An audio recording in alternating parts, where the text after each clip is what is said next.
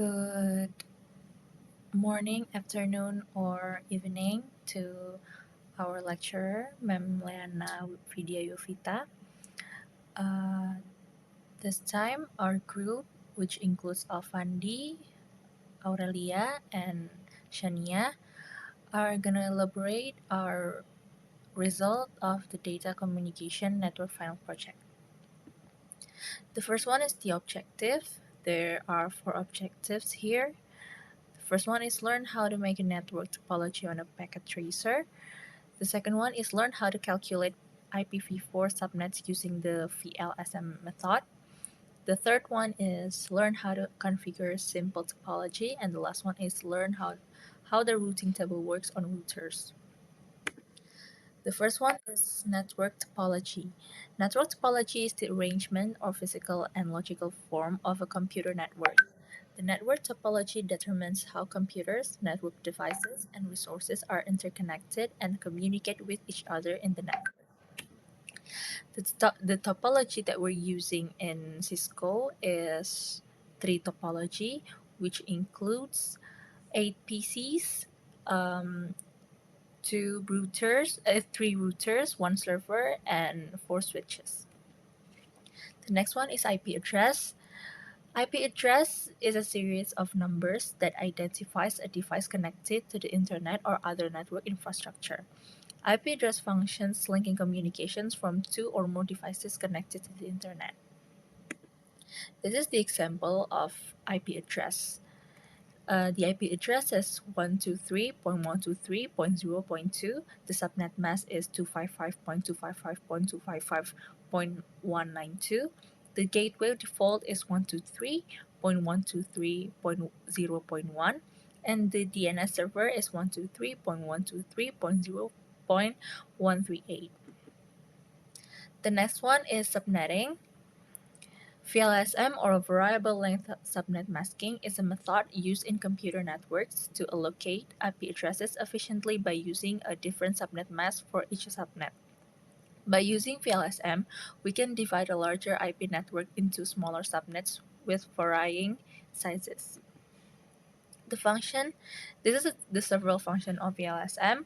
The first one is IP address saving. We can divide an IP network into smaller subnets with the appropriate size for each subnet. The second one is scalability. With VLSM, network management becomes easier because we can manage and manage subnets separately. The third one is efficient use of IP address. VLSM allows network to be expanded easily and flexibly. We can add or subtract subnets quickly and without disrupting existing networks. And the last one is reduce network traffic. By using VLSM, we can minimize network traffic passing through the router due to more precise subnet settings. These are the VLSM of the topology that we made. We're using a website to calculate the VLSM, but we also calculate it manually, and the result is the same. So here's the result. And the next will be presented by my friend Shania. So I will explain about ARP, Address Resolution Protocol. ARP is a protocol that is responsible for finding out the MAC address or hardware address of a host that is part of a LAN network based on the IP address configured on the host in question. And next, we can see here there is ARP table for router 5 or MAC address for router 5. And then next is HTTP. HTTP or Hypertext Transfer Protocol is the term given to the SEND protocol that is used to send documents from the World Wide Web or WWW. And then HTTP function formatting and then transferring data from the server to the web browser so that the data requested by the client can be displayed in the web browser. Next is DNS. DNS is Domain Name Server. It's a system that connects uniform resource locator URL with Internet Protocol address or IP address. DNS function is requesting IP address information for a website based on a domain name, and requesting URL information for a website based on that IP address entered, and searching for the right server to send email. And then next is there is example of ping for division A. We can see here the ping for IP address to D is 123.0.1.114. The pinging is success. This means the data can be sent to receive is D, and the loss is, we can see here, the loss is 0. That means received data is complete or no packet loss. And then we can see here to A to C, A to B, and A to server. There is same way A to D. The packet loss is 0. And then we go to division B. In the division B, the packet loss is 02. That means no packet loss in here. And then next is division C. Sorry, is typo in here. That means is division C. C to A, C to B, and C to D, and C to server. In here, it's same with the others. The packet loss is 0. That means the data is complete. Next is, I think that's all for the material, and next Alvandy will be explained for the simulation. Thank you. So in this part of the presentation, I will be presenting our topology in Cisco Packet Tracer. So for our project, what we did was that we created a topology in which we had 3 buildings, and in each of the buildings we have a few divisions. So for instance, this part over here is our first building, which consists of 6 1, 2, 3, 4, yeah. So it consists of 6 hosts, which are connected all to one router through a switch, with the number of switches actually representing the divisions that is there in the building. So for instance, in building 1, we have 3 divisions: division A, division B, and division C, each with 2 host PCs. In this part, in router 5, that one has only one division, division D, with 2 host PCs. In the third building, we have one server which is connected to router 3, and that is our building 3. So to begin, what we did was that we did VLSM subnetting in order to get enough IPs for our topology. So in this instance, what we did was that, for instance, in PC0, we used the IP 123.123.0.2. Now, 123.123.0.2 is within the group, the division A, I guess, subnet, or the usable address pool of division A. And the default gateway is 123.123.0.1, and 0.1 is basically sort of like the IP of the router that it's connected to. So, well, the IP for the router according to division A. So both PC0 and PC1 have the same default gateway, but they have different IP addresses. However, those IP addresses are still within the same pool of division A. Likewise, for division B, same thing. We have IP 123.123.0.66 with a default gateway of 0.65. And again, with the other PCs as well. Those are also connected, while they might be connected to the same router because they're in one building, they are in different address pools. So division A, division B, and division C are in different pools alongside division D.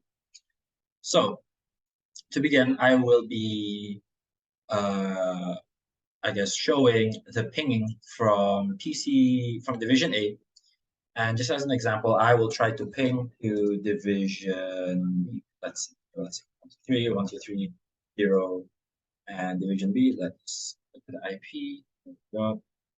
It is 66. So I put 66 here. And as you can see, it is pinging from division A to division B. Now that's that's within the same building. So let's try pinging to the server, for instance. So the server it's its own thing. It has its own IP. It's 138. So 123, 123, oh sorry. Ping 123, 123.0.138. As you can see, the PC can very easily ping to the server. But let's try pinging to division D, which is in a different building and connected to a different router. So for here, it is 114. So we will try pinging from here. 123.0.114. As you can see, immediately it picks it up and it pings straight away with no issue. Just for completion's sake, I will also do this on division B. So we'll try pinging to the same building. So 123.123.0.2, which is division A or PC0, and it does it just fine. Sorry. We'll try pinging to server 138, and it does it just fine. And we'll try pinging to division D. So that would be 114. And does it just fine. So our topology, due to the fact that we have also added static routing, it is able to very easily ping, no matter if it is in a different building or a different division, it's still able to ping, and that is because we added routing. So to show that, I will show the routing or the routing table of each router. For instance, this is for router 6, which is connected to building 1. And as you can see here, we have different routings, and also we have the next hop IPs, which is basically what port that it has to go through in order to access the network address in order to send the file. So for instance, let's take router 6. Router 6 would be able to send to router 3, but because it is not directly connected to router 5, you would need to add a static routing, which is formed by the network address of this area here. Then also add the next hop IP, which would be the port over here, which is what it's connected to. So you add that, and after you add that, then it is able to route through that path. So basically, what next hop IP basically does is that what static routing does, is that it allows that router to send packets to other routers, even if it can't directly see or it's not directly attached to that particular network address. Without static routing, the router would not be able to know where to send it to. So this is routing table for router 3. And then for completion, I will show routing table of router 5. And basically, any parts where there's next hop IPs, that's where it's basically showing where the next hop would be if it wants to reach to a particular network address. So for instance, in here, if it wants to go to 123.123.0.0, which would be this here, because it's not directly connected, it would have to go through the next hop IP of 123.123.0.129, which is the port that is connected to router 3, as that is the next step that router 5 has to go through in order to be able to send packets to the network of 123.123.0.0. So that's for static routing. Next, I will show the ARP tables of each of the routers. So this is the first ARP table with the hardware address and the interface that it's connected to, along with the IP address as well, as you can see here. Next, I will show the ARP table of router 3, which is in buildings. As you can see, same thing. IP addresses, hardware address, and the interface that it's connected to for that particular IP address. And then finally, we will check the ARP of router 5, and as you can see, same thing. It has the IP addresses, the hardware addresses, and the interface which is connected to that particular IP address. So next, I will show the MAC address or the MAC table of each of the switches. So first, this is the MAC table for switch 0. It has two, connected to Fast Ethernet 01 and Fast Ethernet 21. Next, for division B, also has two. For division C, you can check the MAC table, has one. And then finally for division D, we'll check again, has two. So the MAC table is within the individual switches. So next, I will be showing a connection to the web server. So in order to do that, I will have to access the web browser of the particular PC. It could be any PCs in the topology. I will be choosing division A. And I will wait for it to load. It does take a bit of time. In the meantime, I guess I will go, sorry. It should be there. So I will be entering the URL that is set in our group server. Not group server, sorry, in our server in our topology, and I have named the URL group1.com.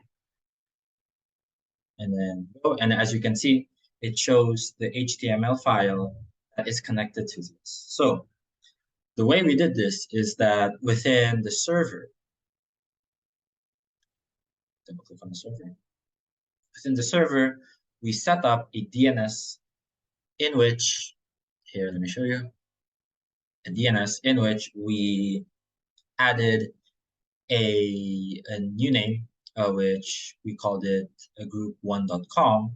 And then we also added an address, which we assigned as the IP of the server. So as you can see here, the name is group1.com. That's how we assigned the web address. And then for the details, that is our IP address. So the IP address that we chose for our web server is from here. We already assigned it previously on VLSM, but what we basically did is that we assigned a particular IP address for that, which in our case is 123.123.0.138, and we also assigned that as the DNS server, 123.123.0.138. What that means is that in each of our individual PCs, I'll show you here. In each of our individual PCs, we did the same thing, where the DNS server, we kept it the same as the IP of the server. And if you do that, what it means is that the PCs are able to access the web server. So as you can see here, DNS server, I kept it as 123.123.0.138. And because of that, it is able to access the web server. Same thing if you go to group B. Basically, this is repeated for all of the PCs in our topology. All of them have the same DNS server, and basically that allows all of the PCs to connect to the web server. So I'll try it again in PC2, which is division B, just to prove that it works. So it does take a while to load, to be fair.